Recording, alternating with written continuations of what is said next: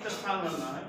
यहाँ है 7, यहाँ 7 है, यहाँ 9 है, यहाँ 27 है, यहाँ 11, यहाँ 55, यहाँ 13, यहाँ पे भरना है। यहाँ क्या करना है, यहाँ पे क्या रहेगा, यहाँ पर क्या रहेगा, ध्यान से देखो, आप भी दिमाग लगाया करो, आप लोग भी दिमाग लगाओ।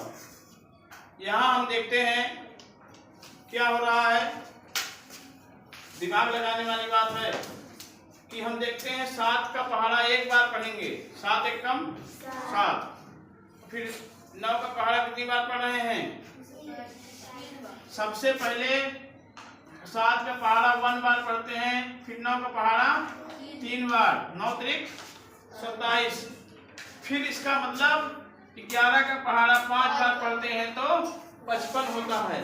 कहने का मतलब है कि 1 का पहाड़ा पढ़े, मतलब हम जो है, हमने बताया था क्या आपको, हमने बताया था यहाँ पर क्या हो रहा है, यहाँ पे विषम संख्याओं का पहाड़ा पढ़ा जा रहा है। किसका पहाड़ा पढ़ा जा रहा है, विषम संख्याओं का पहाड़ा पढ़ रहे हैं। विषम संख्या, विषम मतलब क्या बताया गया था, सम और विषम, सम मतलब इवन नंबर, विषम मतलब और नंबर। तो विषम का पहाड़ा पढ़े हैं, 7 एकम 7, 9 त्रिक 27, 11 पचे 55। अगला विषम संख्या क्या आएगा, 5 के बाद कौन सी विषम संख्या आती है, 7। तो यहाँ पे 7 से करेंगे, 13 सत्ते 91, तो 91 वाला खा वाला आपका ऑप्शन सही है, इस पे टिक लगा देंगे। कौन सा ऑप्शन सही है, खा वाला। समझ में आया?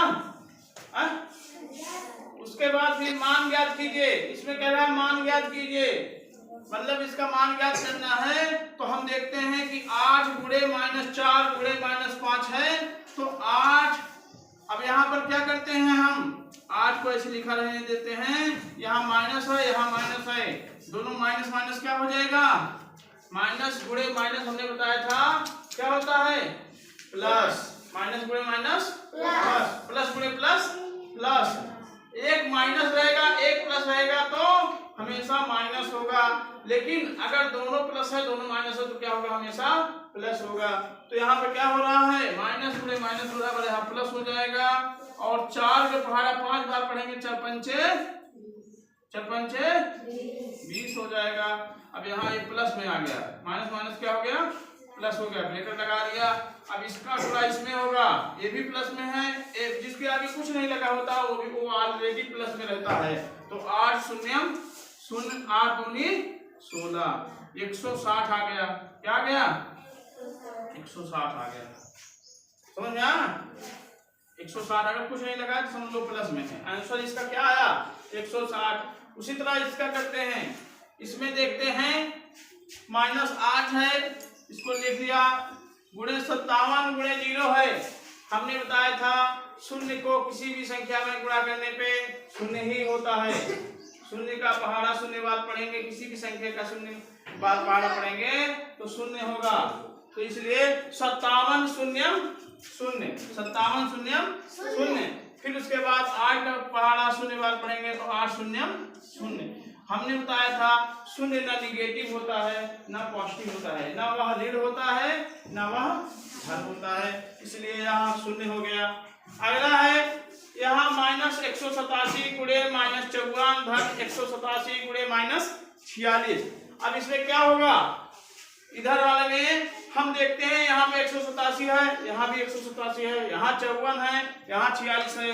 तो इसमें से एक संख्या क्या करते हैं, कॉमन ले लेते हैं। क्या करते हैं, -187 को कॉमन ले लिया तो बचा क्या, इस साइड में देखो प्लस बीच में है, इधर 2 गुणे हैं, 2 संख्या का गुणा इधर है, तो क्या हुआ 187 इधर से 187 इधर से ले लिया, तो यहाँ पे क्या बचा, -54 बचा धन -46 बचा।